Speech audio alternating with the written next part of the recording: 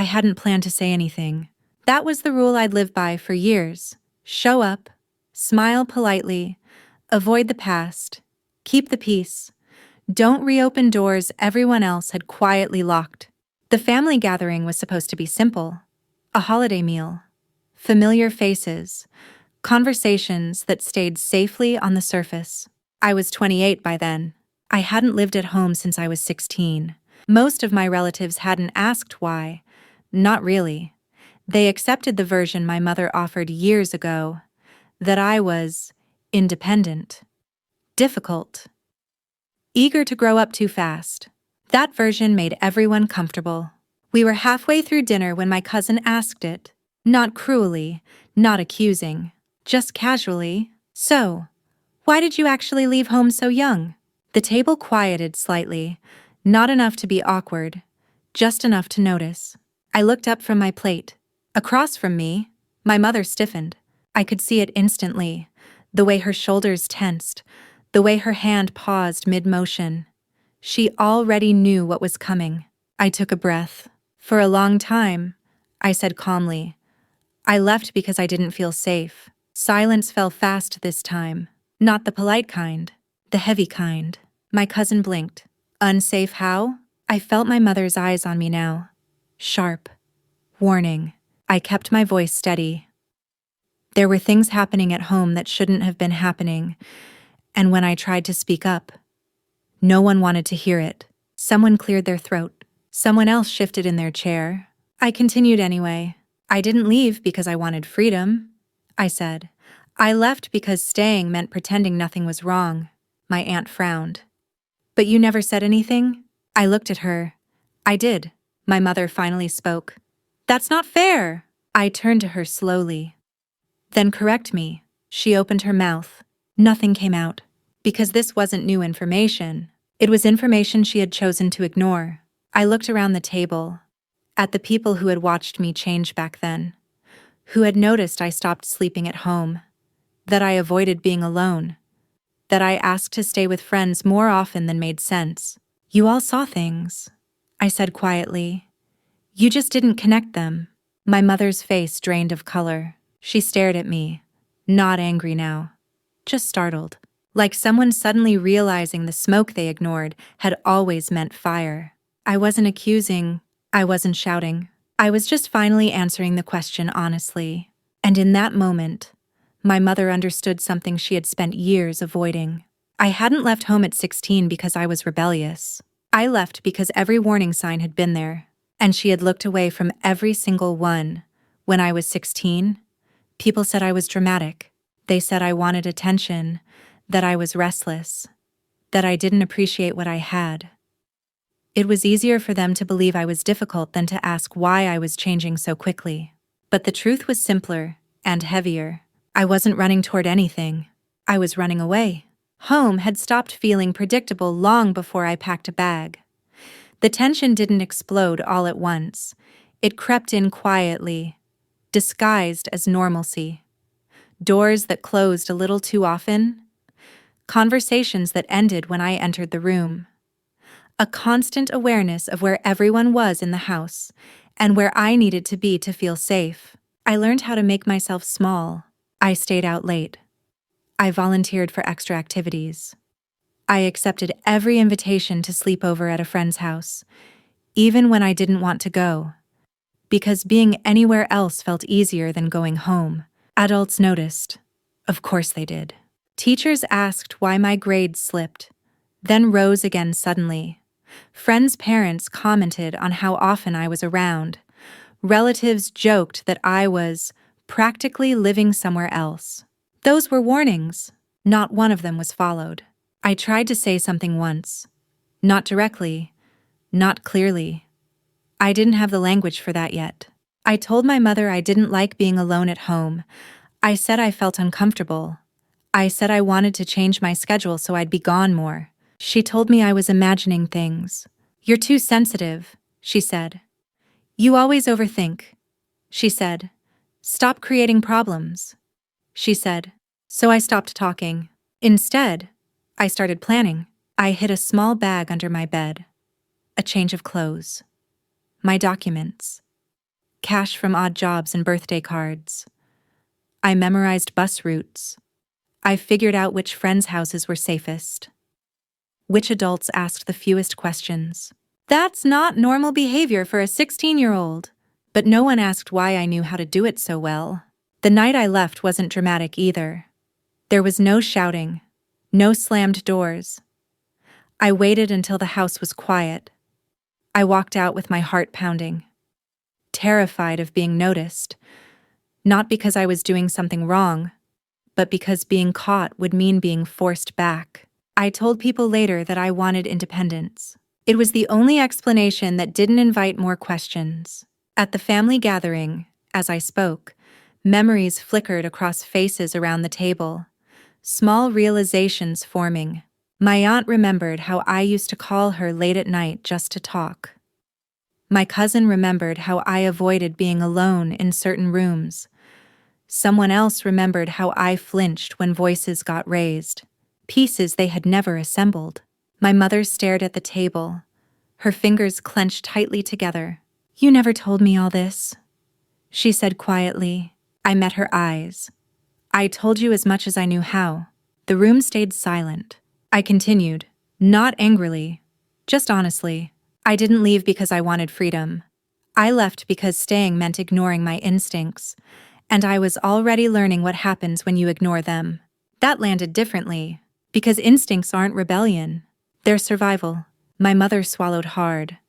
"I thought you were just unhappy." I said. "For a reason?" No one interrupted after that. They were finally hearing what I had been trying to say, not in perfect words, not with evidence laid out neatly, but with behavior that had been screaming the truth all along. At 16, I didn't need anyone to rescue me. I needed someone to notice. And as the room sat with that realization, I saw it on my mother's face. The slow, painful understanding that the signs hadn't been subtle. They had been everywhere. And she had chosen, again and again, not to see them.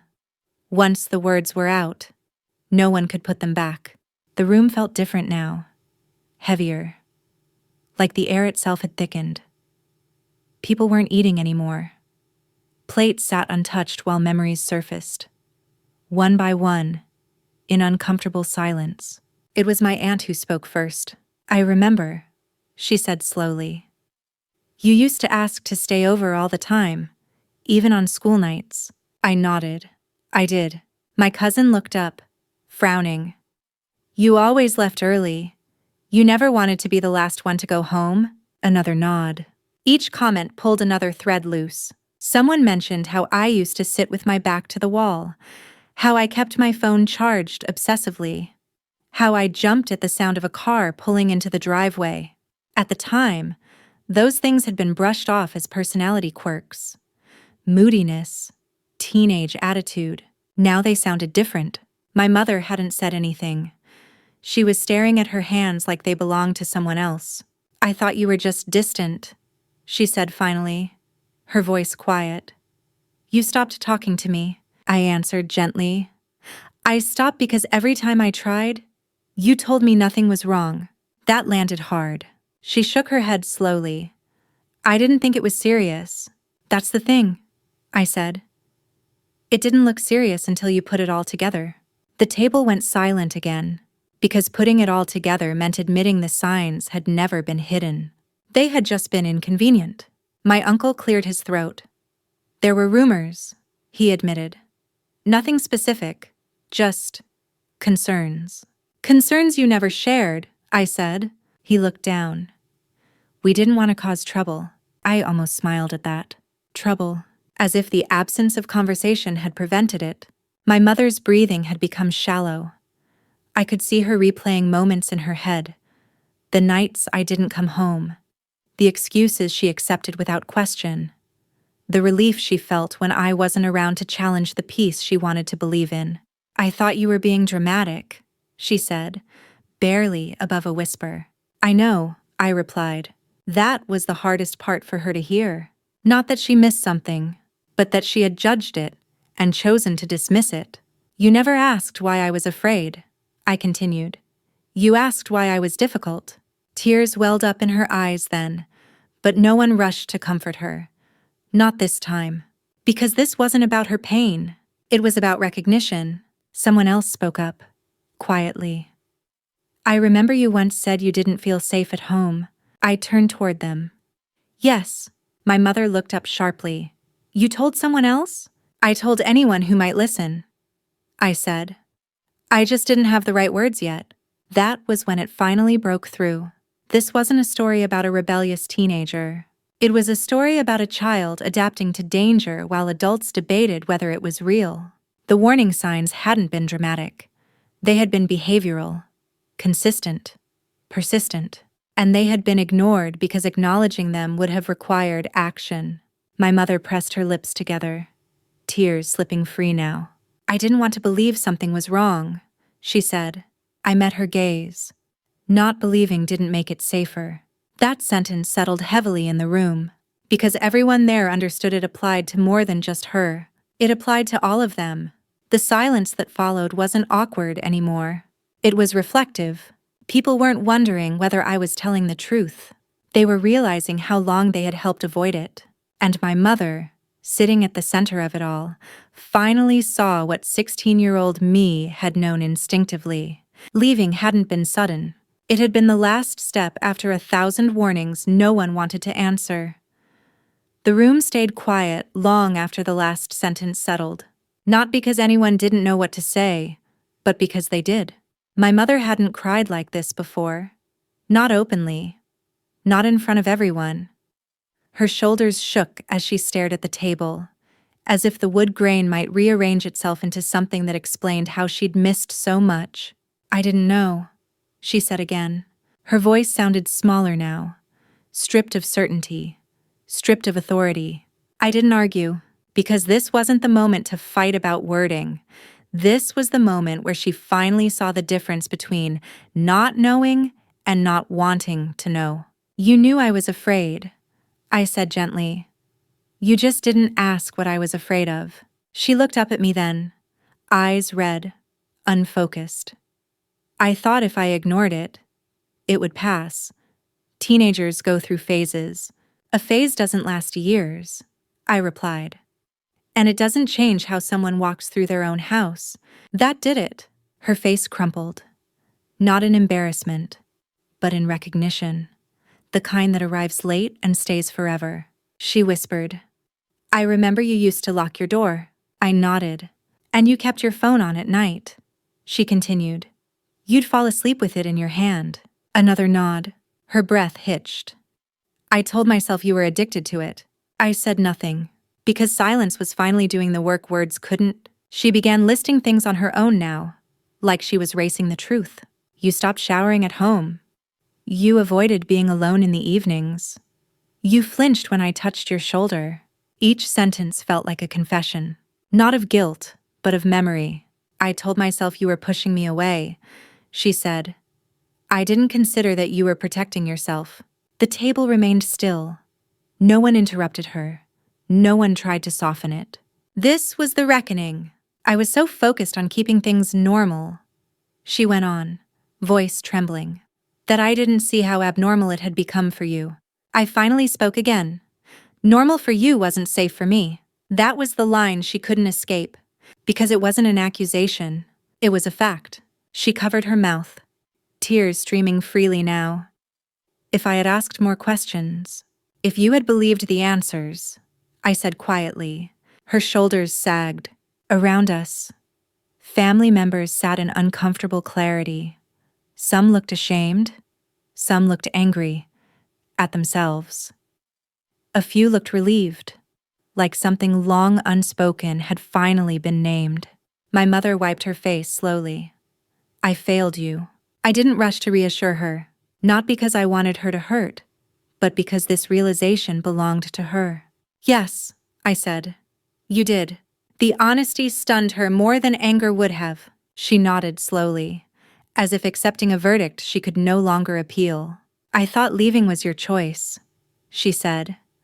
I didn't understand it was your last option. That's what people miss, I replied. No one leaves home at 16 unless staying costs them something they can't afford to lose.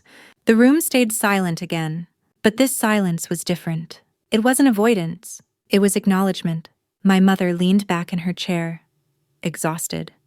I don't know how to fix this. I looked at her calmly. You don't get to fix the past. She swallowed. Then what can I do? For now? I said. Listen, without defending yourself. She nodded, and for the first time in my life, I believed she might actually mean it. The realization had finally arrived, not as a dramatic collapse, not as public shame, but as something far more permanent. Understanding, too late to protect me then, but impossible to unsee now, once my mother said the words, I failed you. The room shifted again, not toward comfort, toward consequence. People who had been quiet began to move in their seats, suddenly aware that silence itself had weight, that what they said, or didn't say, next would matter. My aunt spoke first, her voice unsteady. I thought if something were really wrong, someone would have said it clearly. I looked at her. Someone did. Just not in a way that felt safe enough for you to hear. She nodded slowly, shame creeping into her expression. My uncle exhaled sharply. We all assumed your mother would handle it. My mother flinched at that. That's what everyone told themselves, I said. That responsibility belonged to someone else. The truth sat between us. It had belonged to all of them. A cousin wiped her eyes. I remember you asking me once if you could stay longer. I said no because I didn't want to upset anyone. I know, I said softly. I never blamed you, and I meant it. Blame wasn't what I had come for. Recognition was. Someone else admitted they'd noticed how I avoided certain rooms. Another remembered how I stopped laughing the way I used to, how I became careful with my words, with my body, with my presence. Each memory was small on its own. Together, they were devastating. My mother listened to all of it without interrupting. Her face stayed pale. Her hands clasped tightly in her lap like she was holding herself together by force. I thought keeping peace was the right thing, she said quietly. For who? Someone asked. She didn't answer, because now she finally understood the cost. One of my relatives cleared their throat. Why didn't you ever come back and tell us later? When you were older? I answered calmly. Because when someone doesn't believe you once, you learn how much it costs to try again. That settled heavily. This wasn't about courage. It was about survival. I didn't leave to punish anyone. I continued. I left to protect myself. And once I did, I didn't owe anyone my pain just to make them comfortable. My mother nodded slowly, tears still slipping down her face. I told people you were strong, independent. You told them a story that made sense to you, I replied. It didn't have to make sense to me. She pressed her lips together. Around the table, reactions varied. Some relatives were visibly shaken. Others looked angry. At my mother. At themselves. At the years they couldn't get back. A few said nothing at all. Those were the ones still deciding what it meant for them. I don't expect apologies from everyone, I said. I don't even expect agreement. I just needed the truth to exist in this room. It did now, and that couldn't be undone. My mother finally looked at me again. Really looked at me. I don't know if you'll ever forgive me. I don't know either, I said honestly. Forgiveness isn't something I can schedule. She nodded, accepting that answer in a way she wouldn't have before. The gathering didn't end dramatically. People didn't storm out. No one raised their voice. Instead, conversation slowly broke into smaller ones. Quiet, thoughtful, heavy with things that would take time to process. As I stood to leave, several relatives hugged me, not tightly, not possessively, but carefully, like they were learning how to approach me again. At the door, my mother stopped me. I see it now, she said. All of it. I met her eyes. Seeing it doesn't erase what happened. I know, she whispered, but I won't look away again. I believed she meant that. Whether it would change anything between us was still uncertain. But for the first time, the truth had witnesses. And sometimes, that's where healing actually begins. Not with forgiveness, not with reconciliation, but with the family finally understanding why a 16-year-old girl chose to leave home, and how many warning signs they had all stepped around to avoid facing it. When people talk about leaving home young, they usually frame it as loss. Lost childhood, lost stability, lost chances. What they rarely ask is what staying would have cost. At the gathering, after everything had been said, someone finally asked the question quietly, almost to themselves. What would have happened if you stayed? I didn't answer right away, because this wasn't about imagining worst-case scenarios. It was about acknowledging realities people had worked hard to avoid. If I had stayed, I said slowly, I would have learned to ignore my instincts completely. That caught their attention. I would have learned that discomfort is something you endure, that silence is safer than truth, that keeping the peace matters more than keeping yourself whole. My mother looked down again. And once you learn that, I continued, it doesn't stop with one house. It follows you everywhere.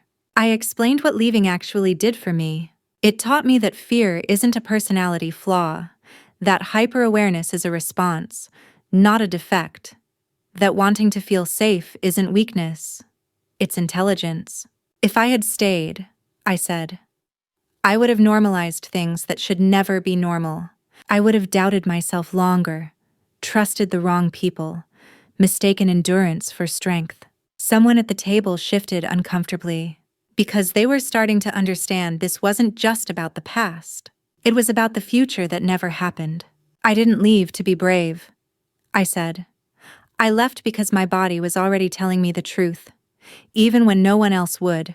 That truth had consequences. Leaving meant couch surfing, working early, learning independence the hard way, carrying questions no teenager should have to answer alone. But staying would have meant something worse. It would have meant learning how to disappear inside my own life. I'm not grateful for what forced me to leave, I said clearly, but I am grateful that I listened when everything in me said I needed to go. My mother finally looked up. Her voice was small. I thought you were throwing your life away. I met her gaze. I was saving it. That sentence landed with a finality that silenced the room, because no one could argue with what stood in front of them now, a grown woman who had survived, built a life, and learned how to trust herself precisely because she had left when she did. I don't romanticize it, I added. It was hard. It was lonely, but it gave me something I wouldn't have had otherwise. Agency, choice, the ability to draw boundaries without asking permission. If I had stayed, I said, I would have learned that love requires self-erasure. I paused. And that's not love I'm willing to accept. No one spoke after that, because the question had been answered, not with speculation, but with lived truth. Leaving at 16 didn't ruin my life. It interrupted a path that would have taught me to tolerate harm in the name of family, normalcy, and silence. My mother wiped her eyes again. I wish I had understood sooner. I know, I said. But understanding now matters too. It mattered because it named something important. That leaving wasn't rebellion. It wasn't abandonment. It wasn't ingratitude. It was a refusal to be shaped by something that would have broken me slowly. And as the room sat with that reality, I could feel something shift inside myself. Not anger, not relief, but certainty. I didn't owe anyone regret for choosing to survive, and I never would. When the gathering finally began to break apart, no one rushed for the door. People lingered. Conversations stayed low and careful. It felt like everyone was afraid that if they moved too quickly, the truth might slip back into silence. I stayed seated a little longer, watching my mother. She looked older than she had an hour earlier. Not physically, emotionally, like someone who had just realized that the story she'd told herself for years could no longer protect her. I used to tell people you were stubborn, she said quietly, standing beside me. Too independent, too proud to ask for help. I looked up at her. That story made it easier to live with what you didn't want to face. She nodded. No argument this time. I see now, she continued, voice shaking, that you weren't rebelling. You were escaping. I took a breath. I wasn't running from rules. I was running from danger. That distinction mattered, because rebellion implies choice without reason. Survival always has one. I didn't leave to punish you, I said. I left because staying meant learning to accept things I shouldn't have had to accept. She closed her eyes briefly, like the weight of that sentence was finally settling where it belonged. I don't expect forgiveness, she said. I just want you to know I understand. I studied her face. Understanding didn't erase the past. It didn't give me back 16-year-old me. It didn't undo the years I spent learning how to trust myself again. But it mattered, because it meant the truth no longer lived only inside me. I'm glad you understand, I said honestly. But understanding doesn't mean access. She nodded, tears slipping free. I know. That was new too. Boundaries, finally respected. As I gathered my things to leave, several relatives stopped me, not with apologies that demanded comfort, not with explanations, just quiet acknowledgments. We should have noticed. I'm sorry we didn't ask. I believe you. Those words didn't fix anything, but they loosened something that had been tight in my chest for years. At the door, I paused and looked back once more. This house, these people, this version of family. None of it had been able to keep me safe when I needed it to. But tonight, they had finally done something else. They had listened. I didn't leave with triumph. I left with clarity. I didn't leave home at 16 because I was difficult. I didn't leave because I wanted freedom. I didn't leave because I didn't love my family. I left because love without safety is not love. It's endurance. And I had already endured enough. Walking away that night felt different from walking away at 16. There was no fear in my chest, no urgency, no need to disappear, just the quiet certainty that I no longer needed to explain myself to survive. The truth had been spoken, the warning signs had been named, and the silence that once protected denial no longer existed. I didn't leave to be rebellious. I left to stay alive. And this time, when I walked away, I did so knowing that the truth was no longer mine to carry alone.